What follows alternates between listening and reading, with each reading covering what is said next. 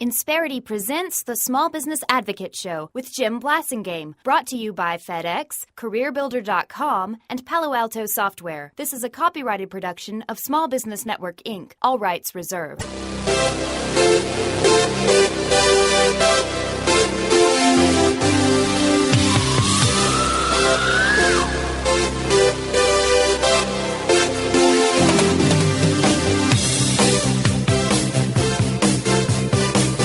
Welcome back. It's 12 after the hour. Thank you very much for joining me. Thanks for hanging out with me. I'm Jim Blasingame, and you're listening to the Small Business Advocate Show, and I'm glad you're here. I'm glad Kristin Arnold's here, too, because she's a good friend of ours, a long-time member of our Brain Trust. More than 10 years she's been a member of our Brain Trust. Don't know what we would do without her. Her new book is called Boring to Bravo. It's all about presentation techniques. Her world is all about how to communicate. She's one of the world's most accomplished meeting facilitators that we have. She's also a speaker, a trainer, and more importantly, she's our good friend, Kristin Arnold. Welcome back to the show. Thank you so much, Jim. It's always great to be back. It's good to have you back. Kristin, one of the things that you and I have seen, and many people have, is someone who's got great potential, and maybe they got great ideas. Maybe they've got a lot of they could accomplish a lot of things if they could just find a way to get their message across to the people who could help them. What do you think? I think that's true. I mean, it's always about being the messenger, and you never want to be shot. You want people to accept and take your ideas and move them into action. Well, it's like small business owners especially. I mean, we've all got too many hats to wear and not enough heads to put them on. And a lot of times we're moving so fast that, and I know I've done this. I've actually been guilty of this, Kristin. Is I imagine that either I've told them already, or I've decided that they should already know what I want them to do, how I want this to roll out. And obviously that's not, neither one of those things are correct, probably. Well, and sometimes we're in such a rush, we don't really think through the messages that we're trying to send. And so obviously there's stuff that you want people to do. And so, sometimes we're focusing on that, but we also need to think about what we want them to think about what our message is and what they want them to feel. What does that mean? About that. Well, I mean, a lot of times, especially as business owners, we're focused on the do aspect. I want you to do this, this, and this, and this. Right.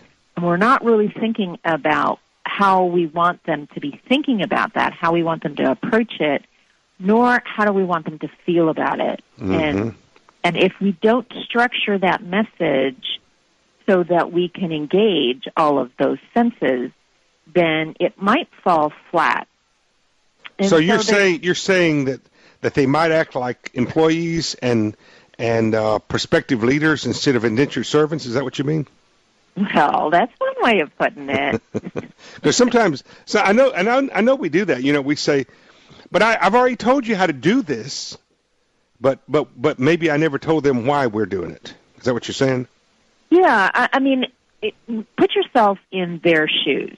Like, you're living in probably whatever it is that you're communicating day to day, and so you know all the nuances, and you know mm-hmm. everything, so you think that they're on the same wavelength right. that you are. We do that. And yeah, so, that's exactly right. Rather than speaking from a place of I and me and my, speak from a place of you and what we're going to do together. So that requires you to really think about, if you were in their shoes, doing what they're doing, thinking what they're thinking, feeling what they're feeling, what do they need to hear from me? It's kind of like reverse engineering your story. And mm-hmm. and there is a story element to this. So if you're not a very good storyteller, then it's really about capturing the essence of what you're trying to say and putting it in a way that other people can relate to, that they can understand. So you're saying before you, and this is what small business owners have to do. This is the intention. Besides the intention of being prepared to tell the story, they've got to start telling it before the emergency happens. In advance of when you need it, a week, a month, a year, whatever, how much far in advance you need to go, before you need it, before it becomes an emergency, before there's a crisis, you should have already talked to your people about why this work that we're about to do, this project we're taking on, why it's important, how you fit into the whole, and what the company's going to get from it. Is that what you're saying? Absolutely, but it also goes beyond just the communication aspect of it. You need to be, if you're taking a look at a certain project or initiative or thing that you want them to do, there are really 3 different levels that you need to look at. One is about communicating it out to the people who are going to make it happen. But also, you need to look at yourself and ask yourself, am I modeling this behavior? Am I doing it? Because, you can move your lips, but if people don't see you doing what it is that you're asking them to do, then you're going to have very little traction. So you're talking. Now, are you saying that I'm not doing the work that I'm asking them to do, or I'm not living up to the standards I'm requiring of them? Well, a little bit of both, Jim. I mean, if let's just take for an example. If you're suggesting to your company that you want to start moving into the electronic age, and you're going to do electronic applications, job applications, or you're going to do electronic requiring for a position. You're going to make everything go on an electronic form, and you don't use that electronic form. The next time you want to hire somebody, you pull out the same old form you used back in 1986.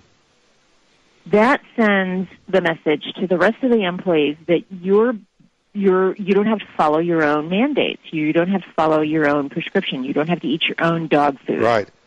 And so that makes people go, hey, wait a minute, how come they can do it, but we can't? Another thing I've seen happen is where the boss would want the company to start, being pitched to the customers, to the marketplace, as being a certain way, a certain, claiming to have a certain standard, and then the boss not living up to that when reality comes. That's being unauthentic, isn't it?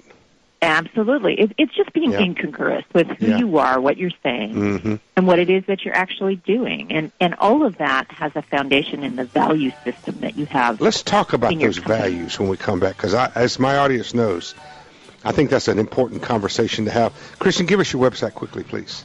I'm at www.extraordinaryteam.com. Extraordinaryteam.com. The book is called Boring to Bravo by Kristin Arnold. I'm Jim Blasingame, 20 after.